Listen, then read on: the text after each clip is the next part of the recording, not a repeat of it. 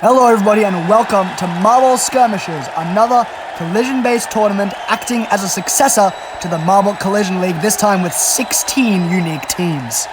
In this tournament, it will be a battle between two teams in the collision board in an attempt to knock as many of the opponent's team's marbles off while keeping as many of their marbles on. Points awarded within each match based on how many marbles of the other team one team knocks off.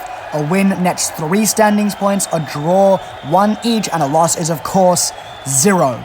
There are the team fixtures for today. We have no idea how any of these teams are going to do since this is the first round, but here is match 1, the Huntsman host and the Wizard Wreath. The Wizard Wreath, of course, a rebranded team, rebranded from the Wizards Huntsman host, a completely new, never-before-seen team. So how will these two stack up? Collide in the middle, and that's not going to be many marbles knocked off. But the Wizard Wreath only knock off 1. Huntsman host do manage to knock off 2.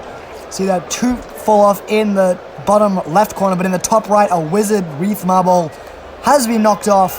That means the Huntsman host will take the win 2-1 in the first match of the first round of Marble Skirmishers. Match 2 here. The Mad Hatters and Harmonic Ionics. The Mad Hatters have been rebranded from the Crazies in the Marble Collision League. Harmonic Ionics, a completely new team. How will these two stack up? They collide, and that's going to be a colossal victory there for the Harmonic Ionics. They've knocked off 3 of the Mad Hatters and only lost 1 in the process. Very nicely done, the Harmonic Ionics, keeping their marbles central, and they will take the 1-3 victory there over the Mad Hatters in Match 2. Match 3 here, Monkey Mania rebranded for the Monkeys, and the new team, the Firefly Frenzy. Monkey Mania, they weren't very good in the Marble Collision League. Firefly Frenzy, of course, we don't know how they will perform, how down they come, and the Monkey Mania have lost nearly everything.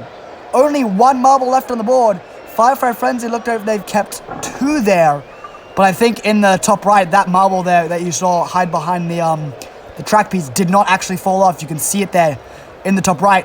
Monkey Mania have lost all but 1 marble and will lose 2-4. Now then, match 4 here. Pepper Poets, new team, and Disco Deities rebranded from the Disco Balls in the Marble Collision League.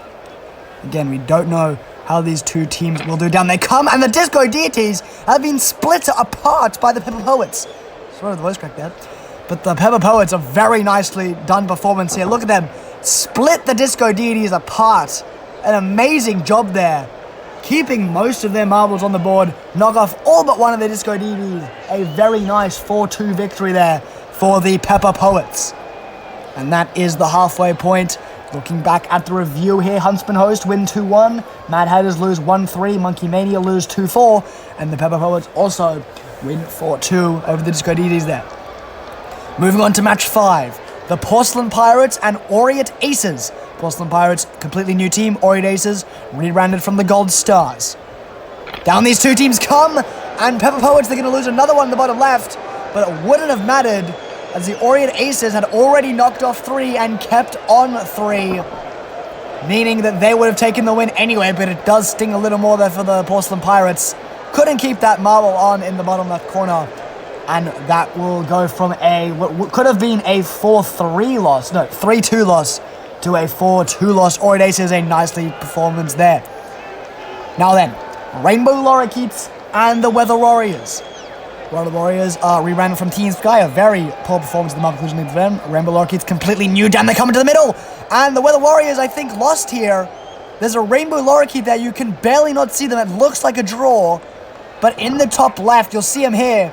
They move to the top left. They don't fall off. Very much hidden behind that track piece. They stay on, meaning it is not a draw, but a 2-1 victory for the Rainbow Lorikeets. A close match, but the Rainbow Lorikeets do take it.